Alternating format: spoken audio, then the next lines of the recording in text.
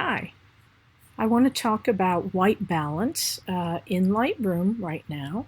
So we covered white balance, color temperature, and white balance in lecture. And I want us to look at a few images, or at least one, and correct for an incorrect white balance setting. So this image was shot with the white balance set at auto, and it did an okay job, but you can see that the image was made in shade, and there's something of a blue cast to it, a blue color cast. So let's go to the Develop module in Lightroom, and just below the histogram and the tools, it says Treatment, Color, Black and White, Profile, Adobe Color, and right below that it says WB for white balance.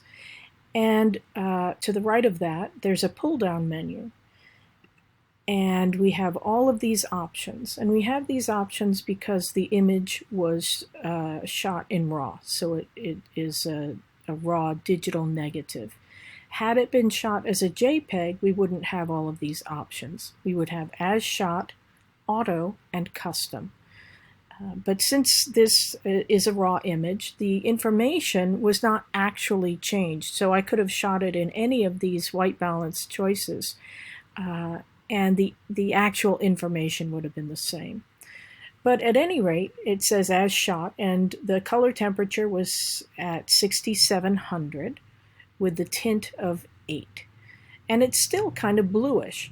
So I can do one of three things, actually.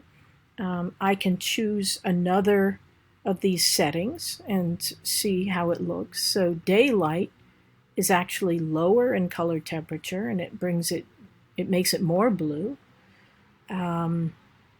Cloudy is actually still a little bit less lower in color temperature than it was shot at. So it's a tiniest bit bluer now. Shade makes it look pretty good. So you can see that as the color temperature increases here on the slider, what happens is that the image itself gets more orange. And that is because we're not actually looking at the color temperature of this image per se. We're looking at it as it should be corrected for. So when you shoot with the white balance set to shade, the color temperature is about 7,500 Kelvin or 8,000 Kelvin. What it is doing is adding orange in order to neutralize the blue color cast.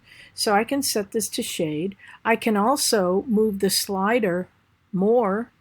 I can increase the orange even more. Now I've gone up to 10,900 Kelvin. And actually it's looking pretty good.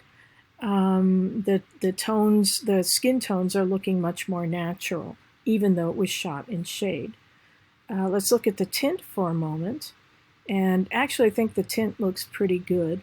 So the white balance, the color temperature is a little more up to you. It's how you want the color temperature to be. It could be a little more blue, a little more orange. The tint is not so much to taste, it is to make the image neutral. So if there is too much green in the image, as it is right now, then you can pull the slider more into the magenta range.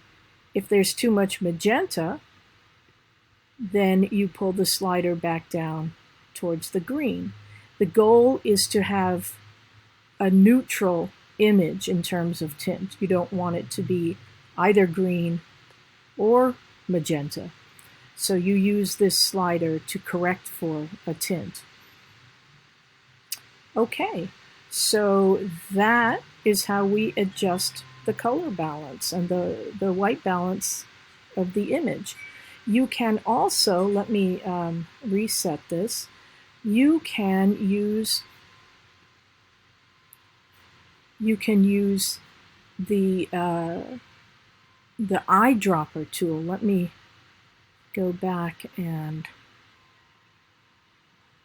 there we go. So this is about where I started. You can use the eyedropper tool to select an area that you want to be a neutral white.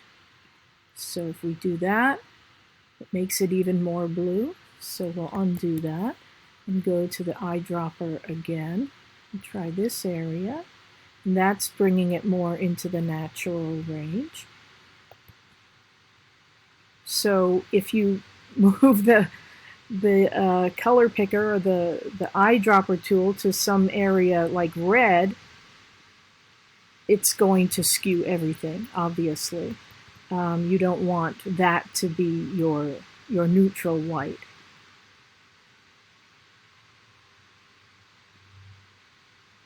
And now that has brought it into the very, very orange range, which is probably a bit too much. So you want to find some nice in-between place with a relatively neutral white to correct for it. Okay. So that is another way of adjusting the white balance.